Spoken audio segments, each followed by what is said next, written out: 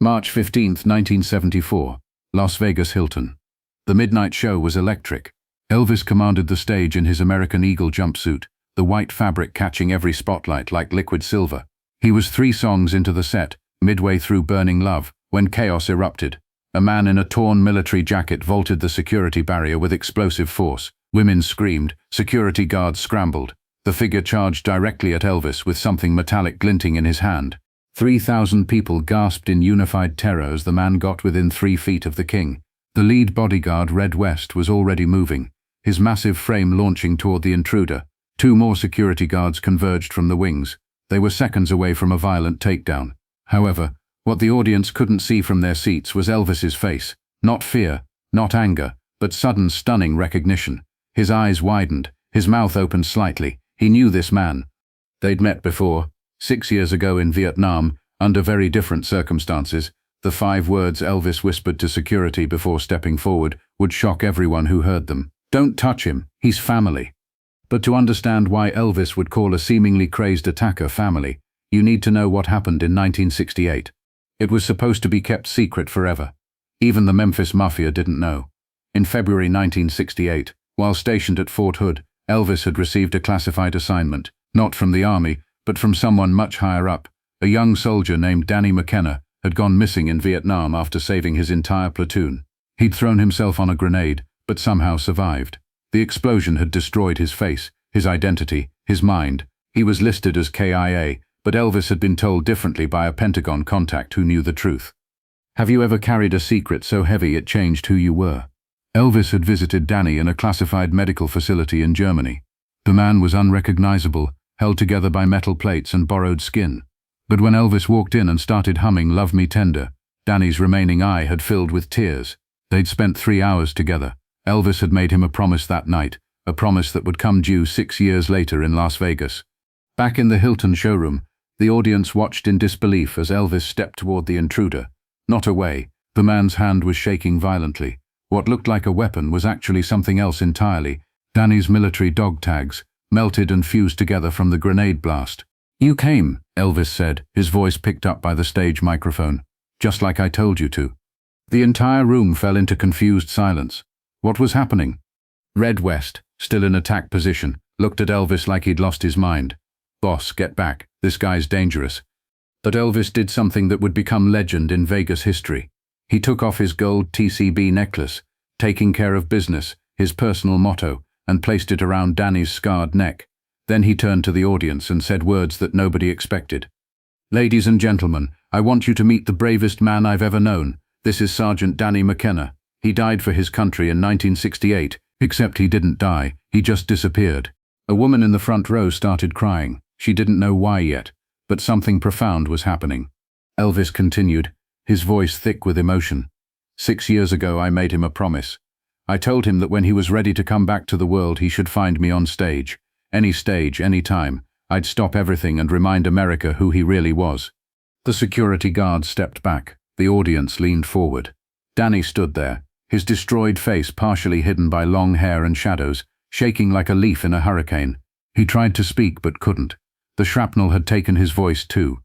Then Elvis did the unthinkable. He guided Danny to the microphone and said, "You don't need to speak, brother. I'll speak for you." Elvis turned to the band. "Boys, you know what to play." The opening notes of an American trilogy filled the room. But this time, Elvis didn't sing it. He spoke it, like a prayer, while Danny stood beside him, tears streaming from his one functioning eye. When they reached "Glory, Glory, Hallelujah," Elvis stopped and looked at the audience. "This man can't sing anymore, but you can. Will you sing for him? Will you sing for someone who gave everything?" 3,000 voices rose as one. The sound was overwhelming. Grown men who'd never cried in public were sobbing. Women were on their feet. The entire Las Vegas Hilton shook with the force of human emotion. Danny collapsed to his knees, overwhelmed. Elvis knelt beside him, holding him up, still in his performance jumpsuit, 2 warriors from different battles finding each other in the most unlikely place. But here's what made this moment even more extraordinary. In the audience that night was Senator John Mitchell from Nevada, there with his wife for their anniversary. He watched this scene unfold and immediately left his table to make a phone call. Within 48 hours, Danny McKenna's military records would be corrected. His family would learn he was alive, his benefits would be restored, Elvis wasn't done. Still kneeling beside Danny, he announced to the audience, "This man has been living in the shadows for 6 years. He's been in 11 different VA hospitals. He's been forgotten by everyone except his mother, who still lights a candle every Sunday thinking he's dead." A man in the balcony shouted, "We won't forget him." The cry was taken up by others. "We won't forget. We won't forget." What happened next broke every rule of Vegas entertainment. Elvis cancelled the rest of his show, right there on the spot. He told the audience they'd get full refunds, but he was taking Danny home to Graceland. The international hotel management was furious. This would cost hundreds of thousands of dollars, but Elvis didn't care. "Some things," he said into the microphone, "are worth more than money. Some promises are worth more than contracts." But the audience didn't want refunds.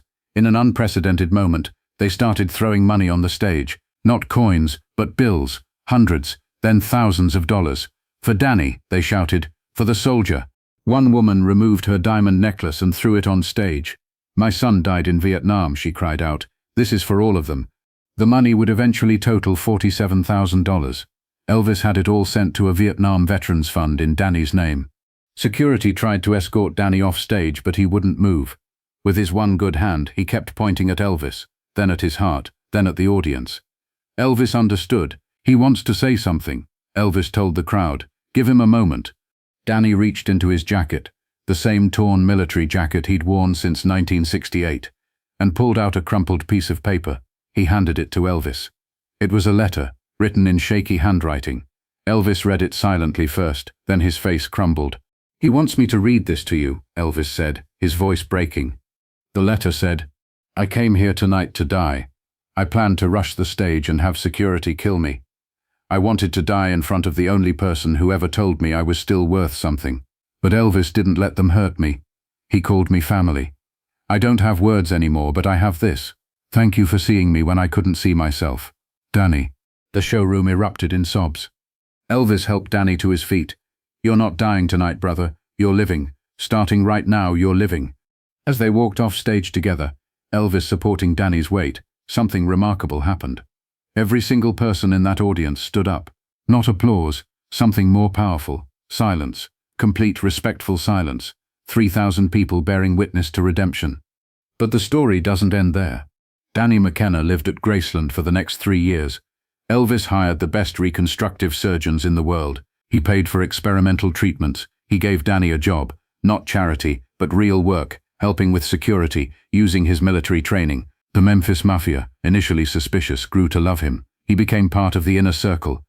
On August 16, 1977, Danny was at Graceland when Elvis died. He was one of the last people to see Elvis alive, bringing him water at 2 a.m. Elvis had said to him, "You know, Danny, saving you might have been the best thing I ever did." Danny replied, in the whisper that was all he could manage, "You didn't save me, E. You gave me permission to save myself." At Elvis's funeral, Danny stood with the family. Priscilla had insisted. When reporters asked who he was, she said simply, "He's the brother Elvis chose." Danny McKenna lived until 2009. He spent the last 32 years of his life running a shelter for homeless veterans in Memphis, funded initially by Elvis's estate. Above the entrance, he hung a sign, "Everyone deserves to be seen." At Danny's funeral, they played an American trilogy. His children, yes, he eventually married and had children, told the story of the night their father tried to attack Elvis Presley and ended up finding his life again. The youngest son said, "My dad used to say Elvis didn't stop him from rushing the stage. Elvis caught him when he was falling." The metallic object Danny carried that night in 1974, his melted dog tags were found in his pocket when he died. Attached to them was Elvis's TCB necklace, never removed in 35 years. The two pieces of metal had somehow fused together, creating one inseparable piece, just like the two men who met in the most unlikely way. Vernon Presley, Elvis's father, once said about that night, "I saw my boy do a lot of things on stage, but watching him recognize a broken soldier and call him family, that wasn't Elvis the entertainer, that was Elvis's soul, naked and beautiful, doing what it did best, healing people through love." The Las Vegas Hilton has a plaque now, installed in 2010. It's small, easy to miss, on the wall near what used to be the stage door. It reads, "On this spot, March 15, 1974, Elvis Presley proved that the greatest performances aren't always about music. Sometimes they're about recognizing the invisible and refusing to let them disappear." Every year on March 15th, A group of Vietnam veterans gather at that spot. They don't make a big deal about it. They just stand there for a moment, remembering the night when one of their own rushed the stage and found his way home. If you've ever felt invisible, remember Danny McKenna. Remember that sometimes salvation comes from the most unexpected places. And remember that on one night in Las Vegas, 3,000 people learned that an attack could be a cry for help, that violence could be transformed into love, and that sometimes, just sometimes, our heroes are exactly who we need them to be. The security footage from that night has never been released. The Hilton claimed it was lost, but a security guard who was there, now in his 80s, recently admitted the truth. We destroyed it on purpose. Some moments are too sacred for YouTube. Some miracles should live only in the hearts of those who witness them. Danny's son still has the fused dog tags and TCB necklace. When asked if he'd ever sell them to a museum, he laughs, "You can't sell a miracle, you can only pass it on." And now it's been passed to you. Subscribe for more untold stories that reveal the human behind the legend.